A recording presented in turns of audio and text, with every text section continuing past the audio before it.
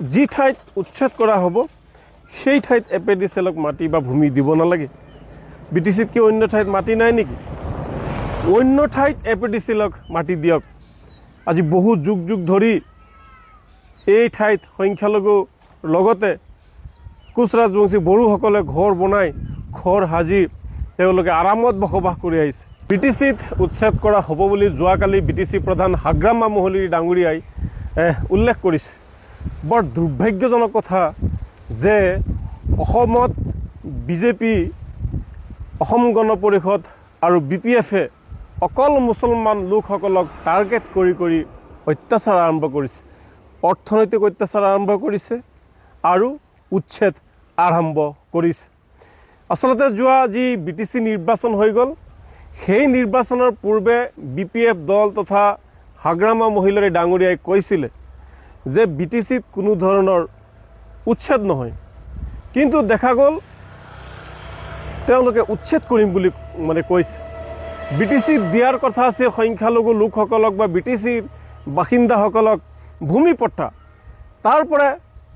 তাৰ পৰিৱৰ্তে হাগ্ৰামা মহিলাৰী ডাঙৰীয়াই দিব বিচাৰিছে উচ্ছেদ আৰু অমানৱীয় অত্যাচাৰ কৰিব বিচাৰিছে। যোৱাকালিৰ এই সিদ্ধান্তটোক, অমানৱীয় সিদ্ধান্তটোক, অগণতান্ত্ৰিক সিদ্ধান্তটোক আমি নেমচুৰ তৰফৰ পৰা তীব্ৰ গৰিহণা দি আমি হাগ্ৰামা মহিলাৰী ডাঙৰীয়াক অনুৰোধ জনাইছোঁ যে আপোনালোকৰ এই সিদ্ধান্ত আপোনালোকে পুনৰ বিবেচনা কৰক, এই সিদ্ধান্ত উঠাই লওক, অন্যথা আপোনালোকৰ বিৰুদ্ধে তীব্ৰ গণতান্ত্ৰিক আন্দোলন কৰা হ'ব। আপোনালোকে নিৰ্বাচনী প্ৰতিশ্ৰুতি পালন কৰক। নিৰ্বাচনৰ পূৰ্বে আপোনালোকে মুছলমানক উচ্ছেদ নকৰিম বুলি কৈছিলে, যাৰ কাৰণে বিটিচিৰ মুছলমান 90% পৰা 95% যি বিটিচিৰ সংখ্যালঘু মুছলমান লোক আছে আপোনালোকক ভোট দি চৰকাৰত আনিছিল।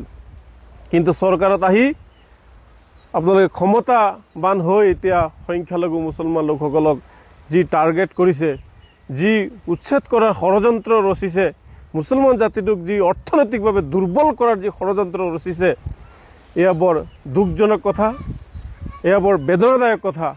গতিকে পুনৰবাৰ কৈছোঁ, এই সিদ্ধান্ত আপোনালোকে উঠাই লোৱাৰ কাৰণে সিদ্ধান্ত গ্ৰহণ কৰক। এপিডিচিএলক যি 900 বিঘা ভূমি উচ্ছেদ কৰি তেওঁলোকক দিম বুলি কৈছে, গতিকে চৰকাৰ আৰু হাগ্ৰামা মহিলাৰী ডাঙৰীয়াক আমাৰ আহ্বান যে যি ঠাইত উচ্ছেদ কৰা হ'ব সেই ঠাইত এপিডিচিএলক মাটি বা ভূমি দিব নালাগে। বিটিচিত কি অন্য ঠাইত মাটি নাই নেকি? অন্য ঠাইত এপিডিচিএলক মাটি দিয়ক। আজি বহু যুগ যুগ ধৰি এই ঠাইত সংখ্যালঘু লগতে কোচ ৰাজবংশী বড়োসকলে ঘৰ বনাই ঘৰ সাজি তেওঁলোকে আৰামত বসবাস কৰি আহিছে। গতিকে আপোনাৰ চৰকাৰ হোৱাৰ বেছি দিন হোৱাই নাই, আপুনি এপিডিচিএলৰ খাতিৰত মানুহৰ সপোনৰ ঘৰখন ভাঙি নিদিব।